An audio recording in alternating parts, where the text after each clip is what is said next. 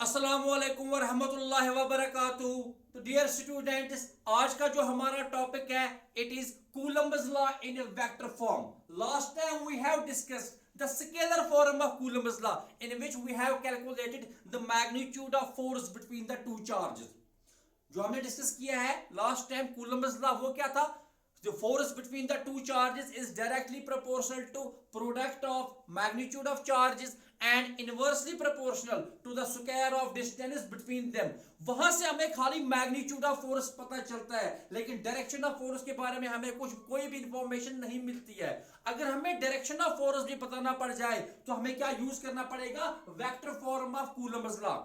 ठीक है ना। फोर्स क्या है? Force is basically A vector quantity. इसका मैग्नीट्यूड भी है, इसकी डायरेक्शन भी है, लेकिन scalar form of Coulomb's law से हमें खाली मैग्नीट्यूड ऑफ फोर्स मिलेगा, डायरेक्शन ऑफ फोर्स हमें नहीं मिल पाएगा। तो अगर हमें डायरेक्शन ऑफ फोर्स कैलकुलेट करना पड़ेगा तो हमें उसके लिए क्या यूज करना पड़ेगा? Coulomb's law in a vector form, यानी कि vector form of Coulomb's law.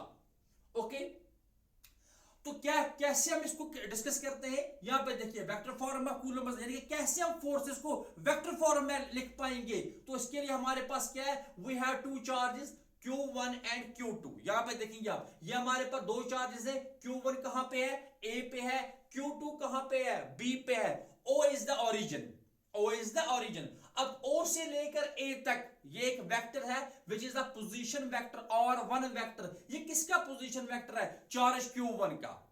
इसी तरह O से लेकर B तक ये वेक्टर है और two vector. It is the position vector of charge Q2। Okay, force on Q2 due to Q1, यहां देखेंगे force on Q2 due to Q1 it is given by, it is represented by F21। F21 क्या? F21 क्या है? it is the force on Q2 due to Q1। इसी तरह से F12 it is the force on Q1 due to Q2। Okay, अच्छा unit vectors जो R12 cap है it is the unit vector from Q1 to Q2, और R21 cap जो है it is the unit vector from Q2 to Q1।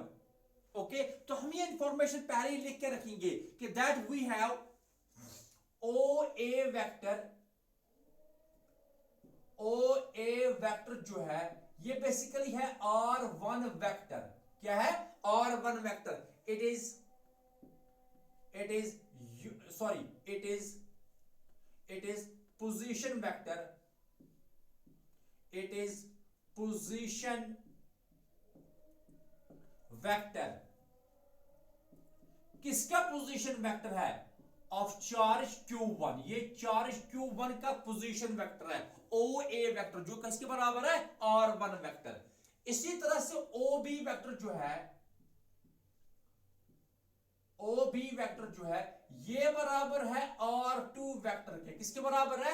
R2 vector के। और ये है it is position vector. It is position vector of charge Q2। ये क्या है? किसका पोजीशन वेक्टर है? चार्ज Q2 का। ओके, और 1 2 cap is unit vector from कहां से कहां तक? Q1 to Q2। और 1 2 कैप जो है it is unit vector from Q1 to Q2, and R21 cap is unit vector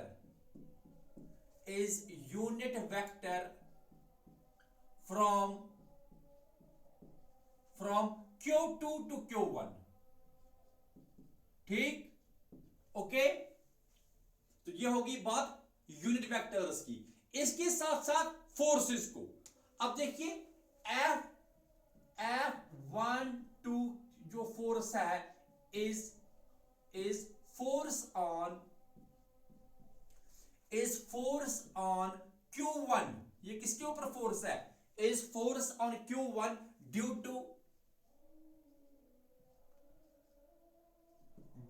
Q2, है ना। F12 कैप जो है, ये जो F12 वेक्टर है, it is force on Q2 due to, sorry, force on Q1 due to Q2। इसी तरह से F21 is force on Q2 is force on Q2 due to Q1। Okay, F12 जो है it is force on Q1 due to Q2 and F21 जो है it is force on Q2 due to Q1। Okay, तो हमने क्या लिख लिखा, R1 जो है OA वेक्टर जो है ये R1 वेक्टर के बराबर है which is position vector of Q charge Q1। OB vector जो है it is equal to R2 vector which is position vector of charge Q2। R12 cap is a unit vector from Q1 to Q2. R21 cap is a unit vector from Q2 to Q1. F12 is force on Q1 due to Q2 and F21 is force on Q2 due to Q1। यह आप पहले note करके रखेंगे, please note it, ये note कीजिए आप। ठीक, अब देखिए, ठीक है, तो बहुत ही एक आसान सी डिराइवेशन है, बेसिक्स ऑफ वेक्टर्स हमें यहां पे यूज करने पड़ते हैं बस, और हम डिराइव कर लेंगे इसको। ओके, चलिए ठीक है। अच्छा, अब हम कोई भी एक फोर्स लेंगे और उसको हम लिखेंगे वेक्टर फॉर्म में। पहले हम एक फोर्स को एक्सप्रेस करेंगे और फिर हम और की दूसरी फोर्स को एक्सप्रेस करेंगे। यहां देखिए, सो हम लिखेंगे F21, यानी कि हम लिखेंगे F21। ये देखिए F21, ये क्या है F21? Basically it is force on Q2 due to Q1, है ना। ये बराबर होगा, सबसे पहले हमें इसका मैग्नीट्यूड लिखना है, तो मैग्नीट्यूड किसके बराबर होगा, के product of charges, it is Q1 Q2 divided by square of distance. अब हमें डिस्टेंस यहां पे नहीं दिए गए, बट हमें पोजीशन वेक्टर्स दिए गए किसके, ए और सॉरी Q1 और Q2 के। चलिए अब पहले ऐसे लिखेंगे, इट इज इक्वल टू, अगर हम वेक्टर मानेंगे कहां से कहां, Q1 से Q2 तक जो वेक्टर है उसको रिप्रेजेंट करेंगे ए बी से, वेक्टर ए बी। इस वेक्टर का मैग्नीट्यूड, ये तो डिस्टेंस हो गई ना, इसका स्क्वायर, स्क्वायर ऑफ डिस्टेंस होता है। ठीक, आ गया ये। तो ए बी वेक्टर बेसिकली क्या है, AB is vector from Q1 to Q2 और इसका मैग्नीट्यूड से हमें क्या मिलेगा, distance. Okay, so that is the vector square of magnitude of vector AB। और साथ साथ देखेंगे इससे हमें मैग्नीट्यूड ऑफ फोर्स पता चलेगा, लेकिन डायरेक्शन ऑफ फोर्स के लिए क्या यूज करेंगे हम, यूनिट वेक्टर। अब देखिए, force on Q2 due to Q1 वो कौन सी है, F21, it is along AB, यानी कि फ्रॉम Q1 टू Q2, और इस डायरेक्शन में कौन सा यूनिट वेक्टर है, it is R12 cap, R12 cap. ठीक, R12 कैप। ठीक है, अब हम ऐसा लिख सकते हैं कि ये जो F21 है, F21 कैप जो है वेक्टर जो है basically it is equal to K Q1 Q2 divided by, अब हम लिख सकते हैं जो हमारा वेक्टर ए बी है इसको हम लिख सकते हैं वेक्टर R12। क्या लिख सकते हैं, वेक्टर R12। यहां पे स्क्वायर आ गया और यहां पे आ गया यूनिट वेक्टर R12 कैप। ये देखिए आप, ठीक, ओके। हमने जो बेसिकली डिस्टेंस जो है from A to B, it is equal to magnitude of vector A B, और वो जो वेक्टर ए बी है इसको हम लिख सकते हैं in terms of position vectors, it is R12 vector. Okay, ठीक, ये this is force on charge Q2 due to charge Q1, this is force on charge Q2 due to charge Q1, let this equation number 1। Okay, अब similarly we can write force on charge Q1 due to charge Q2, ऐसे force on charge Q1 due to charge Q2, ये बराबर आएगा, देखिए यहां पे case में भी आएगा K then we have q1, we have q2 divided by, अब यहां पे हम ये लिख सकते हैं, यहां पे हमने लिखा था r12 वेक्टर, इधर लिखेंगे r21 वेक्टर, r21 वेक्टर यहां का स्क्वायर, ठीक, और इधर साथ में आएगा। अब इस डायरेक्शन में कौन सा यूनिट वेक्टर है? It is r21 cap, it is r21 cap, r21 cap. So this is equation number 2। ये क्या है? Equation number 2। अब ये जो दो इक्वेशंस हैं, कौन कौन सी? Equation 1 and equation 2, they represent Coulomb's law in a vector form. यहां पे आ गया force on charge q1 due to q2 and this is the force, this is force on charge q2 due to q1 and this one is force on charge q1 due to q2। ठीक है ना? तो यहां से आपको देखो direction of force, वो किससे पता चलती है?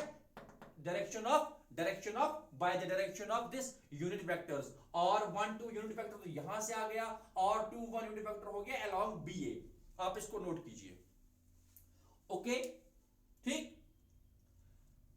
अब देखिए यहां पे, चलिए मैं यहां पे लिख रखूंगा इसको।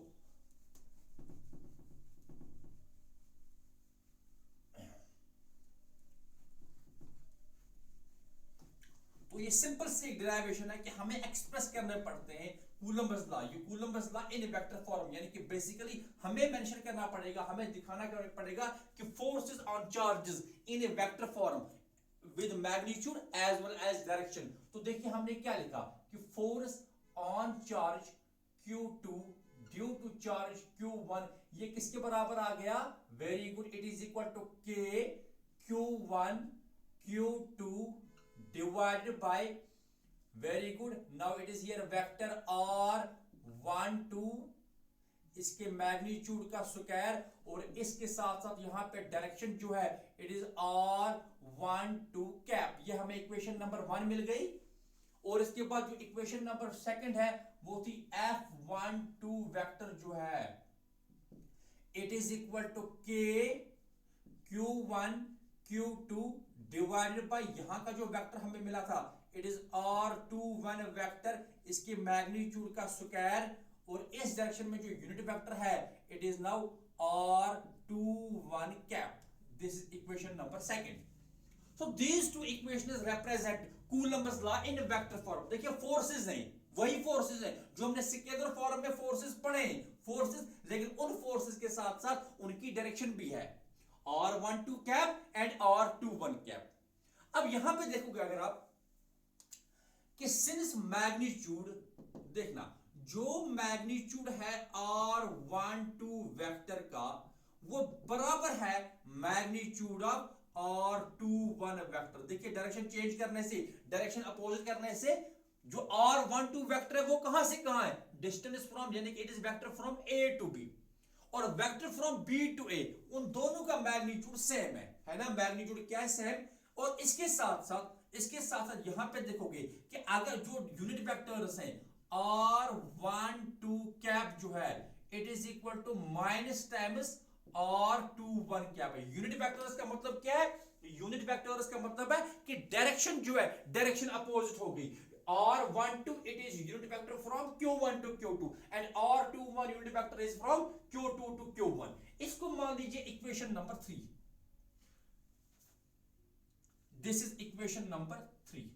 अब यहां पे देखिए ये मैग्नीट्यूड बराबर है, अगर मैग्नीट्यूड r12 वेक्टर का मैग्नीट्यूड बराबर है r2 वेक्टर के मैग्नीट्यूड के, इसका मतलब है मैग्नीट्यूड ऑफ दीज फोर्सेस जो है वो सेम है। क्या है? सेम है, खाली इनमें अपोजिट क्या है? डायरेक्शन। यानी कि जो force on Q2 due to Q1 है वो बराबर है force on Q1 due to Q2, but इसकी डायरेक्शन अपोजिट है। बट इसकी क्या है? Direction opposite. तो अगर हम ये जो है इक्वेशन 1, 2 और 3 को यूज करेंगे, ठीक है ना? सो फ्रॉम इक्वेशन 1, 2 एंड 3 हमें क्या मिल जाता है कि force on second charge due to first charge, force on second charge due to first charge it is equal to minus times force on first charge due to second charge। आप देखोगे क्योंकि ये magnitude तो बराबर है, तो opposite क्या है, एक दूसरे के डायरेक्शन है। तो यहां हम लिख सकते हैं, इसका मतलब है कि force on second charge due to first charge is equal and opposite to the force on the first charge due to second charge. Okay, तो इसका मतलब है अगर हमारे पास दो चार्ज बॉडीज है, they will exert equal forces on each other. ये क्या लगाते हैं, ये एक्सर्ट करते हैं एक दूसरे के ऊपर equal forces but opposite direction में, यानी कि एक का फोर्स इधर होगा, दूसरे का फोर्स यहां होगा। ओके, सो अगर आपको याद पड़ेगा ये जो लॉ है, basically this is the mathematical form of Newton's third law of motion. ये क्या है, this is the mathematical form of Newton's third law of motion. इसका मतलब है जो इलेक्ट्रोस्टैटिक फोर्सेस है, electrostatic forces between the charges, they obey Newton's third law of motion. ये क्या ओबे करते हैं, Newton's third law of motion. Okay, यानी कि ये they form electrostatic forces between the two charges, they form action reaction pairs. ये क्या बनाते हैं, एक्शन रिएक्शन पेयर्स। तो ये यहां पे एक इंपॉर्टेंट कंसेप्ट है जो हमें मिल जाता है अगर हम एक्सप्रेस करते हैं कूलम्ब्स लॉ को इन ए वेक्टर फॉर्म। तो कोई आपसे पूछे what is the importance of expressing Coulomb's law in a vector form, तो इसकी यही इंपॉर्टेंस है कि वेक्टर फॉर्म से ही हमें पता चलता है that the electrostatic forces between the two charges obey Newton's third law of motion, that is they form action reaction pairs. They form action reaction pair. तो अगर आपको एग्जाम में क्वेश्चन आ जाता है, कोई आपसे पूछता है कि express Coulomb's law in vector form, तो आपको ये ऐसे ही एक्सप्रेस करना पड़ेगा। और मोर ओवर अगर यहां पे वे भी मेंशन करके है कि व्हाट इज द इंपॉर्टेंस, तो इंपॉर्टेंस में ये क्या है कि आप लिखोगे कि कूलम्ब्स लॉ जो है vector form from vector form of Coulomb's law हमें क्या मिलता है कि इलेक्ट्रोस्टैटिक फोर्सेस जो है they obey Newton's third law of motion. Okay, यहां तक आपको ये करना पड़ेगा। ठीक, अब यहां पे एक बात का ख्याल रखना कि हमें मिल गया F21 vector is equal to minus times F12 vector. यानी कि इसका मतलब क्या है, इसका मतलब यह हुआ जो मैग्नीट्यूड ऑफ फोर्स है F21 का वो बराबर है इन फोर्सेस के, याद रखना इन फोर्सेस के जो मैग्नीट्यूड्स हैं, मैग्नीट्यूड ऑफ F21 वेक्टर जो है it is equal to magnitude of F12। दोनों चार्जेस एक दूसरे के ऊपर इक्वल फोर्सेस एक्सर्ट करेंगे। अगर एक चार्ज छोटी है, एक चार्ज बड़ी है मैग्नीट्यूड में, तो इसका मतलब ये नहीं है the charge having large magnitude will exert large force on the smaller charge. No, ये दोनों क्या करेंगे, एक दूसरे के ऊपर इक्वल फोर्सेस एक्सर्ट करेंगे। तो एक बात का ख्याल रखना कि कहीं पे आपको एक क्वेश्चन पूछा जाएगा कि the ratio F21 magnitude is to magnitude of F12, ये जो रेशियो होता है ये हमेशा बराबर आएगा 1 के। किसके बराबर आएगा, या हम ऐसा भी लिख सकते हैं इट इज 1:1, सीधा बराबर। जितना जितना ये इसके ऊपर ये वाली Q1 Q2 के ऊपर फोर्स एक्सर्ट करेगी, इतना ही Q2 भी Q1 के ऊपर फोर्स एक्सर्ट करेगी। तो हमेशा इनका रेशियो जो है वो 1 के बराबर आ जाएगा। ये रेशियो किसके बराबर आ जाएगा, ये सिंपली हम लिखेंगे इट इज इक्वल टू 1:1। या हम ऐसे भी लिख सकते हैं कि ये रेशियो जो है ये 1 के बराबर है। ओके, अब यहां पे देखोगे अगर कहीं पे आपको इसको थोड़ा सा और अगर हम समझेंगे तो एक इस तरह से भी हम लिख सकते हैं। यहां पे देखना, तो हमने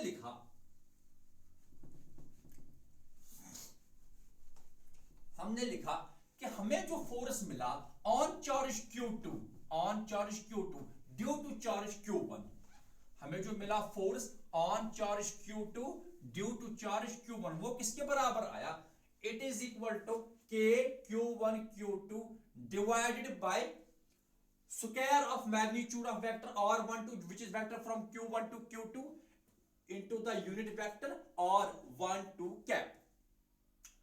अब अगर हम इनको एक्सप्रेस करना चाहेंगे in terms of position vectors R1 and R2, कभी यह भी पूछा जाता है कि right the Coulomb's law in terms of position vectors, तो वो कैसे करेंगे, सिंपल। अब देखिए यहां पे हमें यहां पे है R12 वेक्टर, तो हम ये लिख सकते हैं अगर हम यूज करेंगे triangle law of vector addition को, किसको यूज करेंगे, triangle law of vector addition को, तो हमें मिलेगा OA vector plus AB vector O A vector plus A B vector, it is equal to O B vector. ठीक, अगर आपको याद होगा triangle law of vector addition, that it states that if two vectors are represented in magnitude and direction by two sides of a triangle taken in same order, यानी कि हम यहां से O से A जाते हैं और A से B आते हैं, हो गया सेम ऑर्डर, ठीक है ना। then the resultant is represented by the third side of triangle taken in opposite order। opposite order का मतलब क्या है कि तीसरे वेक्टर का जो एरो होगा वो अपोजिट डायरेक्शन में आएगा। ठीक, आप ये कैसे, O से A फिर A से B, तो फिर हम यहां से अपोजिट आ गए ओ बी, तो इसका मतलब ओ बी उन दो वेक्टर्स का रिजल्टेंट होगा। तो यहां से अगर आप देखोगे आपको ए बी वेक्टर जो आएगा, ए बी वेक्टर जो आएगा ये बराबर होगा O B vector minus O A vector. ठीक, तो आपको ना what is A B vector, A B vector is basically vector R12 है ना। तो R12 वेक्टर को हम लिख सकते हैं OB किसके बराबर है, OB is equal to vector R2 minus OA किसके बराबर है, it is vector R1 vector. ये क्या है, AB किसके बराबर R12, OB किसके बराबर R2, OA किसके बराबर R1। तो हम लिख सकते हैं इस R12 की जगह हम क्या लिखेंगे R2 माइनस R1। ठीक, एक तो हम ये यूज करेंगे, ठीक है ना, एक तो हम ये यूज करेंगे। और इसके अलावा हमने पढ़ा है 11th क्लास में, तो अगर कहीं पे हमारे पास कोई वेक्टर होता है, यानी कि यूनिट वेक्टर होता है, कोई ए वेक्टर है, यूनिट वेक्टर है, ये बराबर होता है it is equal to vector A divided by magnitude of vector A. Okay, ठीक, क्या है कि अगर एक कहीं पे ए कैप है, चलिए मैं यहां पे लिखता हूं ए यूनिट, किसी भी वेक्टर का जो यूनिट वेक्टर है ये बराबर होता है vector A divided by magnitude of vector A.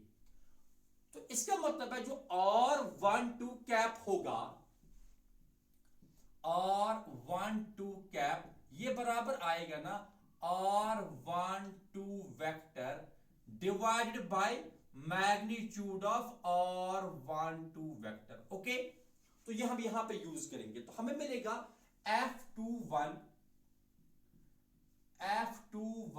Vector जो है it is equal to K फिर Q1 Q2 डिवाइडेड बाय हो गया पहले अपना R12 वेक्टर, इसके मैग्नीट्यूड का स्क्वायर, और यहां पे हम लिखेंगे कि R12 कैप जो है इसके बदले लिखेंगे R12 vector divided by magnitude of R12 vector. Okay, finally हम लिख सकते हैं ऐसे कि F21 force on second charge due to first charge it is equal to K Q1 Q2 divided by, अब यहां पे मैग्नीट्यूड का स्क्वायर है, यहां पे मैग्नीट्यूड ही है, तो it is basis same powers add हो गए, तो हमें मिलेगा यहां पे आ जाएगा magnitude of R12 vector whole cube, है ना, इधर 2 इधर 1 होल क्यूब, और साथ में क्या आ जाएगा, इधर आ जाएगा R12 वेक्टर, क्या आ जाएगा R12 वेक्टर। ठीक, तो अब हम यूज करेंगे, यहां पे देखिए ये हमने पहले ही लिखा रखा है, जो R12 वेक्टर है it is R2 vector minus R1 vector, तो इसके बदले हम लिख सकते हैं, तो फाइनली वी कैन राइट, चलिए अब यहां तक लिखिए, पहले आप यहां तक लिखिए। ओके, तो हम लिख सकते हैं फाइनली कि F21 वेक्टर जो हमें आएगा, so we can write now F21